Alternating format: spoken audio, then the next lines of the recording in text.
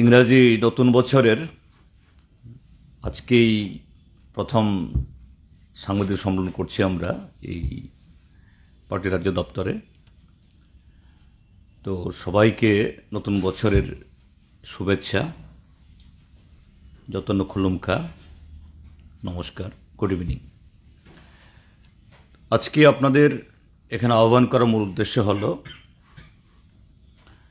আগামী 29, 30 এবং 31 জানুয়ারি আমাদের পার্টির 3 বছর অন্তর যে সম্মেলন পার্টির একেবারে নিচু স্তর থেকে সর্বোচ্চ স্তর অর্থাৎ সর্বভারতীয় স্তর পর্যন্ত আমরা সংগঠিত করি, তারই অঙ্গ হিসাবে আমাদের এই রাজ্যে ইতিমধ্যে ব্রাঞ্চ অর্থাৎ একদম তৃণমূল স্তর থেকে রাজ্যের 8টি জেলা, আমাদেরও পার্টির 8টি জেলা কমিটি, তার সম্মেলন শেষ হয়েছে। আগামী 29, 30, 31 3 দিন এই আগরতলা শহরে টাউন হলে আমাদের 24তম ত্রিপুরা রাজ্য সম্মেলন সংগঠিত হবে। তারই এই কিছু দিক উল্লেখ করার জন্য আমাদের এই যে সম্মেলনের ভেন্যু, আমরা এটাকে এই নামাঙ্কন করেছি বা করব কমরেড সীতারাম ইয়েচুরি এবং কমরেড বুদ্ধদেব ভট্টাচার্য নগর হিসাবে, এবং মঞ্চটাকে আমরা নামাঙ্কিত করব কমরেড শামসুল হক এবং কমরেড মানিক বিশ্বাস। 23তম রাজ্য সম্মেলনে আমাদের 75 জন রাজ্য কমিটির সদস্যদের মধ্যে এই দুজনও নির্বাচিত হয়েছিলেন এবং এই সময়ে তারা প্রয়াত হয়েছেন তাদের নামে। আমাদের এই সম্মেলনে আমাদের সর্বভারতীয় কমিটি থেকে যারা অবজারভার হয়ে আসবেন তারা হলেন কমরেড প্রকাশ কারাত, যিনি এখন আমাদের পার্টির কেন্দ্রীয় কমিটি বা পলিট ব্যুরোর কোঅর্ডিনেটর, সমন্বয়কারী। তার সাথে আরও দুজন পলিট ব্যুরোর সদস্য, কমরেড বৃন্দা কারাত এবং কমরেড অশোক ধাওয়ালে। কমরেড মানিক সরকার তো আছেনই এখানে। আরও দুজন কেন্দ্রীয় কমিটির সদস্য আসবেন, তারা হলেন কমরেড রবীন দেব, তিনি পশ্চিমবাংলার প্রাক্তন বিধায়ক এবং আমাদের পার্টির কেন্দ্রীয় কমিটির সদস্য। তার সাথে আরেকজন কমরেড ডক্টর অরুণ কুমার, যিনি আমাদের পার্টির আন্তর্জাতিক বিভাগের প্রধান, ডক্টর অরুণ কুমার। তো আমাদের এই সম্মেলন এটা অন্যান্য রাজনৈতিক দলের মতো হঠাৎ করে এটা মেলা হয়ে গেল এবং সেখানে কোনো ধরনের নিয়ম নেই, শৃঙ্খলা নেই, আলোচনার ধরন নেই, বিষয়বস্তুর কোনো ধারাবাহিকতা নেই। আবার ধুম করে সেখানে একটা কমিটি ঘোষণা হয়ে গেল, সদস্যদের কোনো অংশগ্রহণ নেই, বা কোন ক্রাইটেরিয়াতে, কোন বিচারে তাদেরকে এই দায়িত্ব দেওয়া হলো, এরকম কোনো ধরনের নিয়ম শৃঙ্খলা বলতে কিছুই নেই। আমি কথাটা বলছি কারণ সাম্প্রতিককালে দেখেছি যে আপনাদের পত্রপত্রিকাতেও সেভাবে বহুলভাবে চর্চিত যে বর্তমান ত্রিপুরা রাজ্যের শাসক দল, তাদের সদস্যতা অভিযান হচ্ছে, একেবারে মুখ্যমন্ত্রী থেকে শুরু করে তাবর নেতারা রাস্তায় নেমে, এমনকি স্কুল কলেজে অবধি ঢুকে, অফিস কাছারিতে ঢুকে সেখানেও সদস্যপদ সংগ্রহ করছেন। তারপরে শোনা গেল যে একেবারে খুব গণতান্ত্রিক উপায়ে তাদের সংগঠনের যেরকম স্ট্রাকচার, তারা সভাপতি বা জেলা কমিটি করে, তার জন্য রিটার্নিং অফিসার নির্বাচন কমিশনের মতো নিয়োগ করে বাইরে থেকে এসে ফলাও করে ছাপলো। কিন্তু হঠাৎ করে দেখা গেল কি না, কোনো সম্মেলনও না, কোনো প্রতিবেদনও না, কোনো বৈঠকও না, যে ধুম করে কিছু লোককে বসিয়ে দেওয়া হলো। তাদের সেই নেতৃত্ব, এটা তাদের ব্যাপার, তারা কাদের করেছেন আমার প্রশ্ন নেই। কিন্তু আমাদের সম্মেলন মানে এটা এরকম কোনো ধরনের হুইমসিক্যাল, কোনো ধরনের যে কি বলে প্রত্যেক পার্টির সংবিধান থাকে, তার নীতি নিয়ম আদর্শ থাকে, তার বাইরে যাওয়ার কোনো স্কোপ নেই। এবং সেদিক থেকে বলা যেতে পারে এটা সর্বোচ্চ গণতান্ত্রিক পরিবেশ এবং গণতান্ত্রিক নিয়মে এই সম্মেলনগুলো নিচুতলা থেকে সংগঠিত হয়ে এসে উপরতলা অবধি এগুলো হচ্ছে বা হয়েছে। আমাদের সম্মেলনগুলোতে ৩৫,৮৪৩ জন আমাদের পার্টি মেম্বার বিভিন্ন স্তরে অংশগ্রহণ করেছে। সেই স্তরগুলি হল ৩,৭২৬টি ব্রাঞ্চ সম্মেলন, 3726, 287টি অঞ্চল সম্মেলন, 24টি মহকুমা সম্মেলন, 8টি জেলা সম্মেলন। এবং এই সম্মেলনগুলো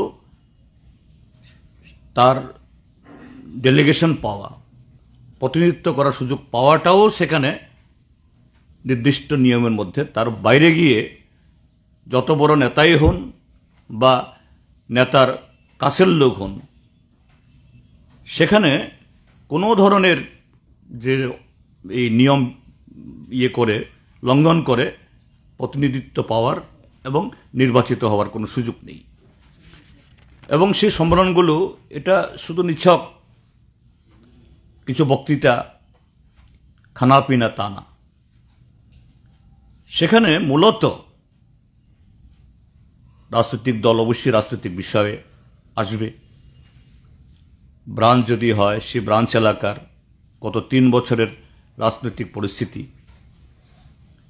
এবং সে রাজনৈতিক পরিস্থিতিতে আমাদের যে পার্টির কর্মসূচিকে সামনে রেখে আমরা সাংগঠনিকভাবে কতটুকু মোকাবেলা করতে পেরেছি এবং কতটুকু সেই এলাকার জনগণকে তার সাথে আমরা যুক্ত করতে পেরেছি, তার ত্রুটি, দুর্বলতা, সাফল্য, শুধু সাফল্যটা আলোচনা হবে না, দুর্বলতা আলোচনা হবে, সাফল্যকে কীভাবে সংহত করা, দুর্বলতাগুলোকে চিহ্নিত করে কিভাবে আগামী দিন উঠে দাঁড়ানো যায় এবং জনগণকে আরও বেশি বেশি করে সংগঠিত করা সম্ভব হয়।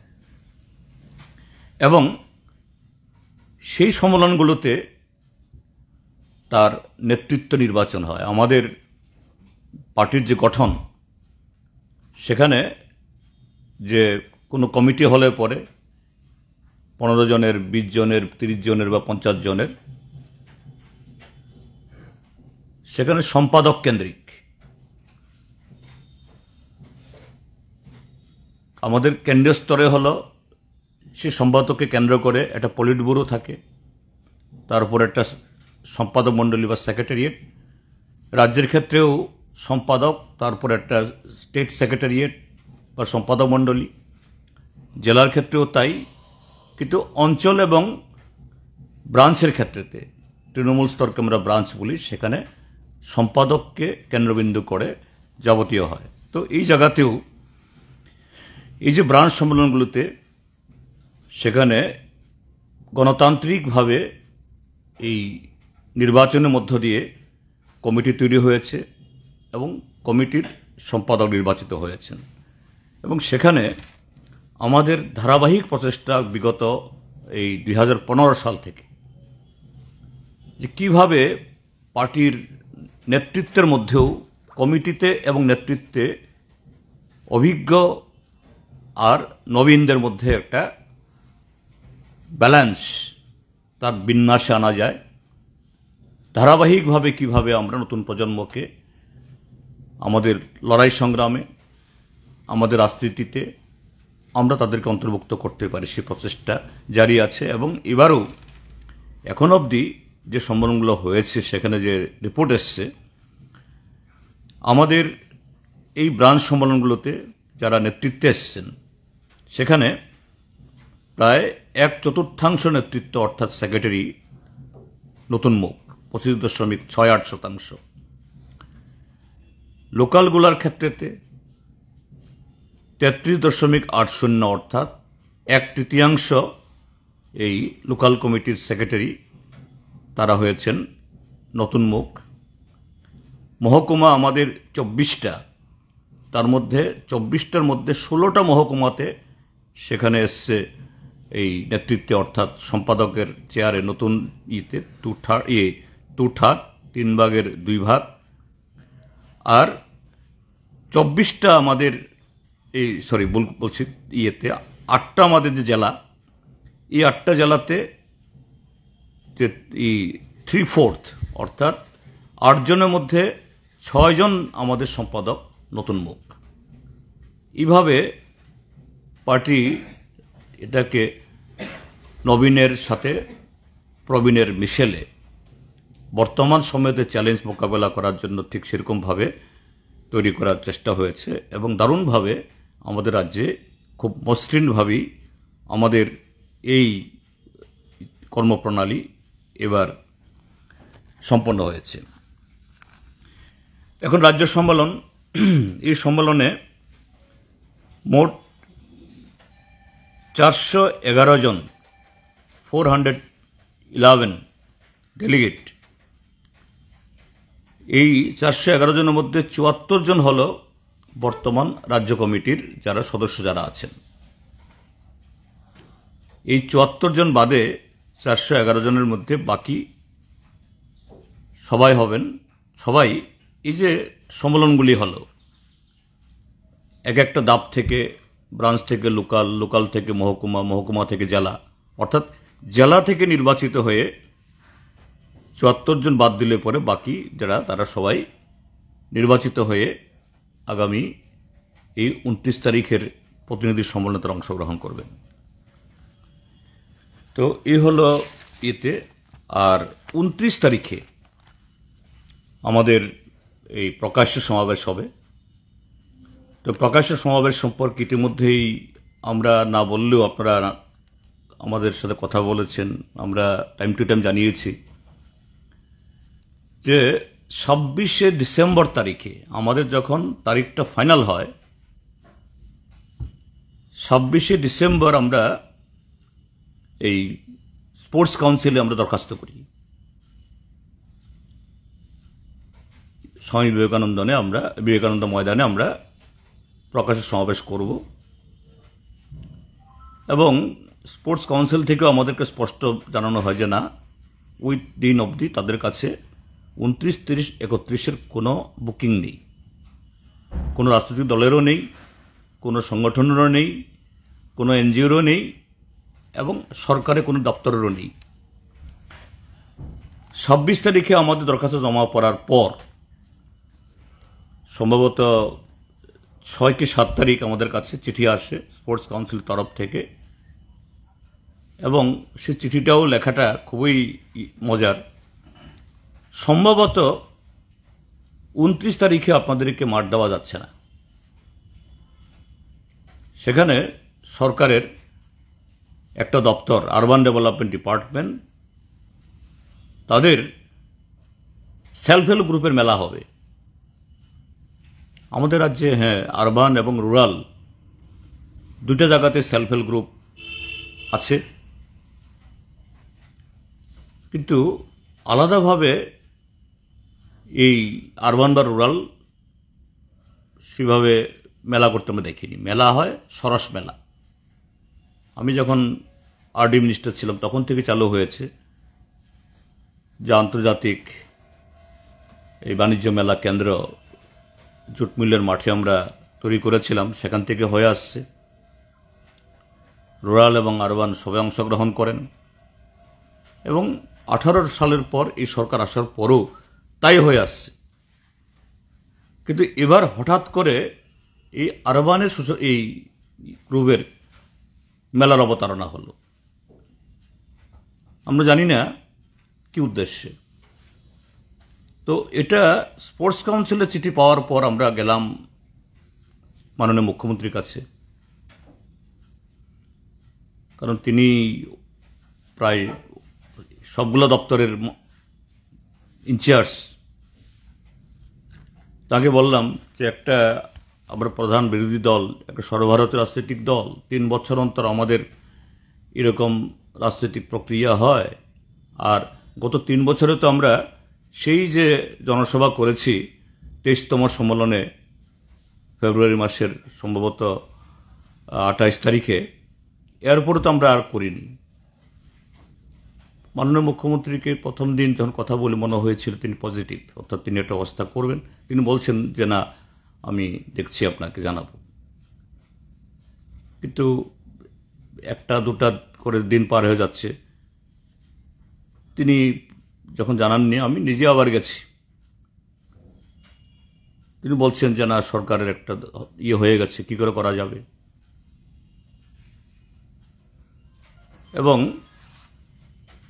29 তারিখ এই মার্চ পেয়ার করার সেরকম কোনো উপসর্গ যখন আমরা দেখতে পাচ্ছি না, তখন আমরা এই রবীন্দ্র শতবার্ষিকী ভবনের সামনে যে রাস্তাটা আছে, সামনে এদিকে গুরুজি হল এবং ডান দিকে ওরিয়েন্ট, সবটা নিয়ে করার একটা কি বলে একটা কন্টিনজেন্সি প্ল্যান করি। আমি অ্যাকর্ডিংলি পুলিশকে আমরা চিঠি দিই এবং সাবসিকুয়েন্টলি 3-4 দিন বাদে এসপিকেও ফোন করি যে আপনি আমার চিঠি পেয়েছেন কিনা। এসপি সে বললেন হ্যাঁ পেয়েছি স্যার, কোনো অসুবিধা হবে না। অর্থাৎ ওখানে করতে কোনো অসুবিধা হবে না। কিন্তু আমরা যেভাবে সাড়া পাচ্ছি, বিভিন্ন মহকুমা থেকে 29 তারিখে আমাদের প্রকাশ্য সমাবেশে আসার জন্য যে উদ্দীপনা এই দেখা যাচ্ছে, সেখানে আমাদের মনে হলো যে না, সেদিন ওখানে জায়গা দেওয়া যাবে না।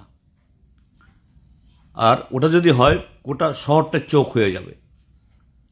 বুধবার 29 তারিখ ওয়ার্কিং ডে, এদিন ব্যবসা বাণিজ্য যারা করেন, হকার ইত্যাদি, তাদের অসুবিধা হবে। তো এই বিধায় আবার মুখ্যমন্ত্রী শরণাপন্ন হই, তার কাছে যেতে হবে, কেননা প্রশাসনিক প্রধান এবং এগুলোর দিক থেকে তিনি এর সমাধান করতে পারেন। তো গতকাল ওনাকে ফোন করে আবার বলি, ওনাকে সবটা খুলেই বলি আমি, দেখুন একদিকে হলো 3 বছর অন্তর সম্মেলন, যে কোনো রাজনৈতিক দলেরই সবসময় এটা হয় না।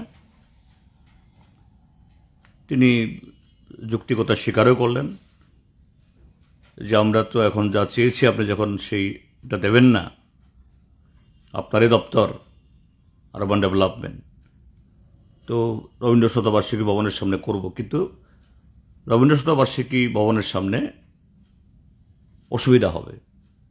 তিনি আমাকে জিজ্ঞেস করলে তাহলে কোথায় আপনারা বলুন, তাহলে বিকল্প কি আছে। আমরা তার পুনরাকে চেয়েছি উমাকান্ত স্কুলের সামনের জায়গাটা, যেখানে মাঝে মধ্যে এই পুস্তক মেলা ইত্যাদি হয়, সেটাতেও অ্যাকোমোডেট করতে অসুবিধা হবে। তারপরও ডান দিকে বড় রাস্তা আছে। তো উনি বললেন ঠিক আছে, আমি দেখছি, আপনাকে আমি জানাবো। তো এখন অবধি জানাননি। তো আমরা ধরে নিচ্ছি যে উমাকান্ত ময়দানের সামনেই আমাদের এই জনসভাটা করা যাবে। আনুষ্ঠানিকভাবে হয়তো বা এখনও জানাননি। আমি চেষ্টা করছি বারবার, কিন্তু মুখ্যমন্ত্রী দপ্তরকে ধরা যাচ্ছে না, মুখ্যমন্ত্রীকে ধরা যাচ্ছে না। তো নিশ্চয়ই ত্রিপুরাজ্যের বর্তমান সরকার সবকা সাথ, সবকা বিকাশ, সবকা বিশ্বাস এবং বৃহত্তম গণতন্ত্রের জয়গান তারা করেন, স্বাভাবিক তাদের এই বক্তব্যের তার যে কি বলে এই যে এই বিরোধী রাজনৈতিক দলকে তার 3 বছরের পর যে সম্মেলন হচ্ছে সেখানে তার এই সুযোগ করার মধ্য দিয়ে তাদের এই বক্তব্যের সারবত্তা এটা প্রমাণ করবেন আশা করি। আমরা সেভাবে আমরা এগোচ্ছি, অর্থাৎ 29 তারিখ এই 12:30 থেকে আমাদের জনসভা শুরু হবে এবং এখন অবধি যে উমাকান্ত ময়দানকে সামনে রেখে আমরা এগোচ্ছি। এ হলো ইয়েতে। আর এই সম্মেলনের পর আমাদের এই প্রক্রিয়া আমি আগেই বলেছি একদম তৃণমূল থেকে সর্বভারতীয় স্তর অবধি আগামী 2 থেকে 6 এপ্রিল আমাদের পার্টির সর্বভারতীয় সম্মেলন তথা আমরা পার্টি কংগ্রেস বলি, এটা সংগঠিত হবে তামিলনাড়ুর মাদুরাই শহরে। আমাদের রাজ্য থেকে 40 জন ডেলিগেট, 2 জন অবজারভার আর পদাধিকার বলে আমরা 6 জন কেন্দ্র কমিটির সদস্য। 40, 2, 42, 6, 48 জন প্রতিনিধি আমরা এই মাদুরাইয়ের পার্টি কংগ্রেসে আমরা অংশগ্রহণ করব। এ হলো মোটামুটি সম্মেলনকে কেন্দ্র করে। আর আরেকটা খুবই স্পর্শকাতর ব্যাপার আমি এখানে যা সম্মেলনকে কেন্দ্র করে আর কয়েকটা কথা বলতে চাই। সেটা হলো যে আমাদের যে ব্রাঞ্চগুলো থেকে এই জেলা অবধি যে সম্মেলনগুলো হয়ে গেল বা সামনে যে রাজ্য সম্মেলন হবে তার ইম্পর্টেন্ট হাইলাইটসগুলো কি, আমাদের সম্মেলনে আসলে কি আলোচনা আমরা করি। আমাদের সম্মেলনে মূলত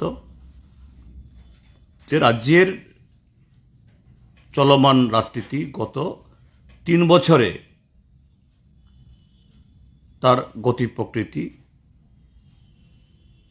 এবং সে রাজনীতি আমাদের দেশের সংবিধান অনুযায়ী দেশের আমজনতার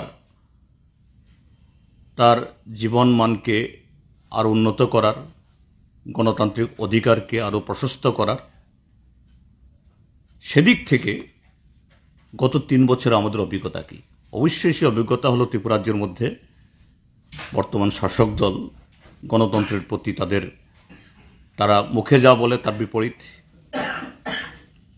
বিরোধী রাজনৈতিক দলের এই কার্যকলাপ নানাভাবে বাধাগ্রস্ত, এখানে অবাধে ভোট হয় না, সে বিষয়গুলো চর্চা হবে বা হয়েছে। তার সাথে হলো এরকম পরিবেশে আমরা জনগণের ইস্যু নিয়ে জীবন এবং জীবিকা আর সেই জীবন জীবিকাকে সমৃদ্ধ করার জন্য শিক্ষা, দীক্ষা, স্বাস্থ্য ইত্যাদি এবং অর্থনীতি, সেদিক থেকে যে কী ধরনের চেহারা, কী ধরনের চিত্র আমরা প্রত্যক্ষ করছি, সেই জায়গায় পার্টি আমাদের যে রাজনৈতিক দায়িত্ব স্বরূপ আমাদের লড়াই সংগ্রামকে আমরা কতটুকু এগিয়ে নিতে পেরেছি। আর সেই লড়াই সংগ্রাম এগিয়ে নিয়ে যেতে গেলে পরে আমাদের সংগঠন এটাকে সময় উপযোগী কতটুকু করতে পেরেছি, এই বিষয়গুলি হলো আমাদের এই সম্মেলনের যে মূল আলোচ্য বিষয় বা চর্চার বিষয়। এবং সেই জায়গায় সর্বত্র তৃণমূল স্তর থেকে যেটা আমাদের আলোচনা হয়েছে যে আগামী দিনের যে চ্যালেঞ্জ রাজনৈতিক দিক থেকে আর অন্যান্য দিক থেকে আসছে, সেই জায়গায় আমাদের পার্টিকে, সংগঠনকে এবং পার্টির যে বিভিন্ন অংশের মানুষের মধ্যে যে আমাদের সংগঠন, শ্রেণী এবং গণসংগঠন, ছাত্র, যুবক, নারী, শ্রমিক,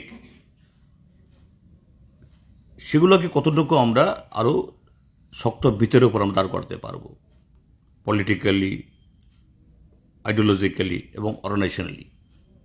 শুধু কিছু লোক বাড়ানো না, সমর্থক বাড়ানো না, তাদেরকে রাজনৈতিক দিক থেকে আরও সচেতন করা, মতাদর্শগত দিক থেকে আরও বলিয়ান করা এবং সাংগঠনিক দিক থেকে আরও বেশি জঙ্গি, মজবুত, সাহসী করে তোলা। এবং সেই জায়গায় আমাদের যে লক্ষ্য হলো ছাত্র, যুবক, নারী, শ্রমিক এই অংশের মধ্যে আমাদের পার্টিকে আরও শক্তিশালী করে তোলা, উইথ স্পেশাল এমফাসিস, অর্থাৎ বিশেষ নজর দেওয়া ওয়ার্কার ক্লাস। এই ওয়ার্কার ক্লাস ট্রাইবাল অংশের মানুষ, দলিত অংশের মানুষ এবং ধর্মীয় সংখ্যালঘু অংশের মানুষ। তাদের মধ্যে আমাদের সংগঠনকে আমরা কিভাবে আরও এই শক্ত ভিত্তিতে দাঁড় করাতে পারি। তার সাথে যেটা আলোচনাগুলি হবে এবং হয়েছে সেটা হলো যে শাসক দল তারা যত বেশি জনবিচ্ছিন্ন হচ্ছে। এই যে কালকেও কয়েকটা চ্যানেল এসেছিল, আমি বলেছি একজন রাজ্য থেকে নির্বাচিত বললে তো ভুল হবে, যে মানে গত কয়েক বছর যেরকম রিগিং করে জিতে যায়, প্রাক্তন মুখ্যমন্ত্রী ছিলেন, প্রাক্তন মুখ্যমন্ত্রী এখন সাংসদ, যে সামাজিক উৎসবে সেখানে গিয়ে রাজনৈতিক বক্তব্য এবং তাও কুৎসিতভাবে সমস্ত শিষ্টাচার এগুলোকে লঙ্ঘন করে। সিপিএমকে উৎখাত করতে হবে, দেখাতে হবে, সেই করতে হবে, ডান্ডা দিয়ে ঠান্ডা করতে হবে। একজন মন্ত্রী, তিনি যদি নতুন মন্ত্রী এবারেই হয়েছে, নতুন হলে হয়তো আমরা চুপ থাকতাম, কিন্তু দীর্ঘদিনের সাংসদ, জীবন সায়ান্নে এসছে, তিনিও বলছেন, ইভেন এই কদিন আগে যে বিধানসভা গেল সেখানেও এরকম কথা বলতে শুনেছি।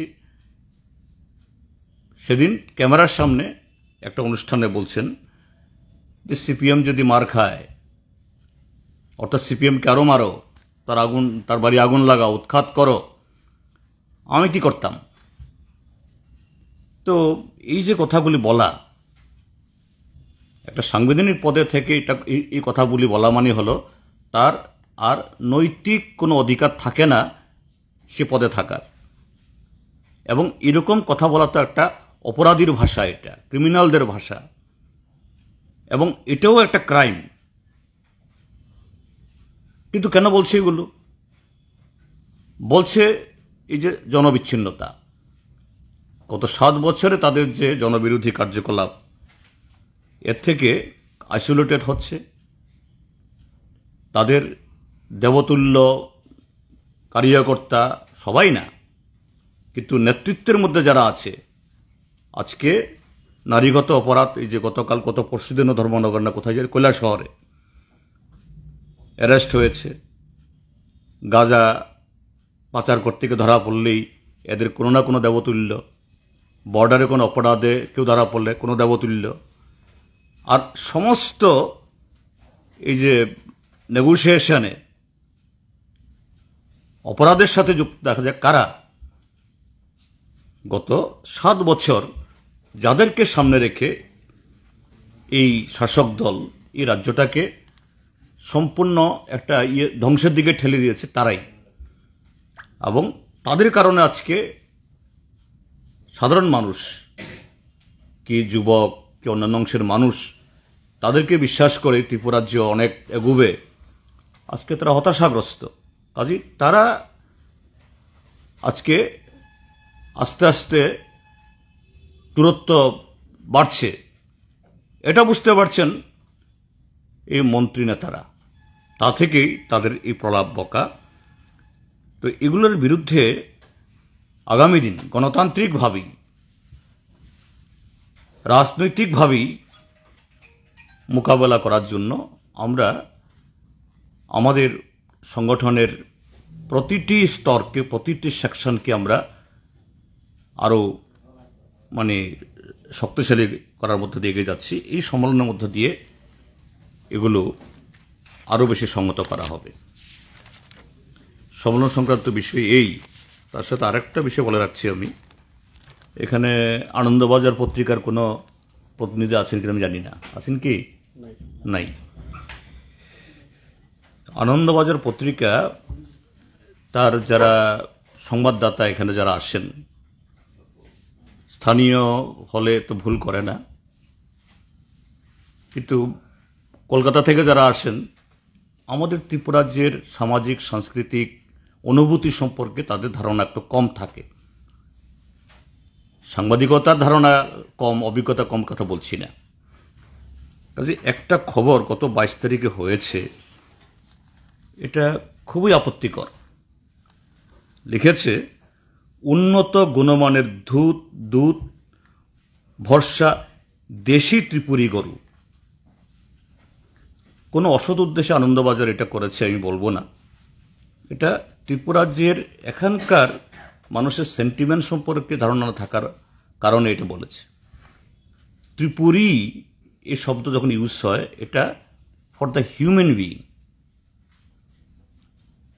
একটা রেস, একটা জনগোষ্ঠী সম্পর্কে এই টার্মটি ইউজ করা হয়। ত্রিপুরী গরু মানে হলো তাহলে ওই জনগোষ্ঠীর গরু, ওই এটা তৈরি করা হলো।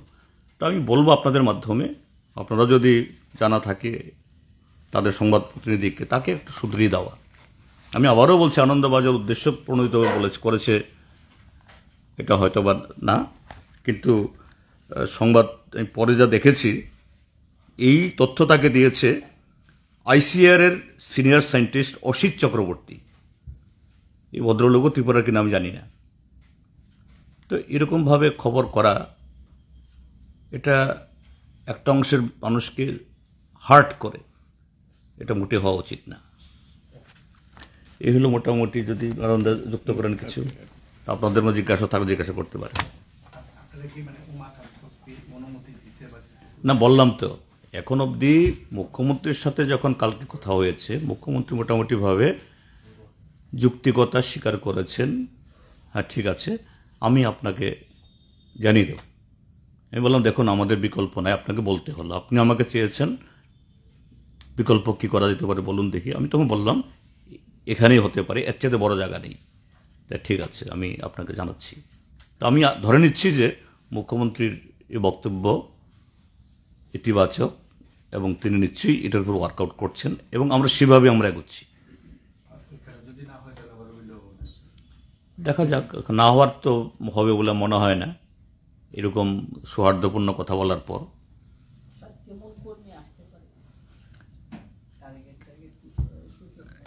এটা সেদিন চোখে দেখেই বলবো, কিন্তু আমরা অভূতপূর্ব সাড়া পাচ্ছি, অভূতপূর্ব।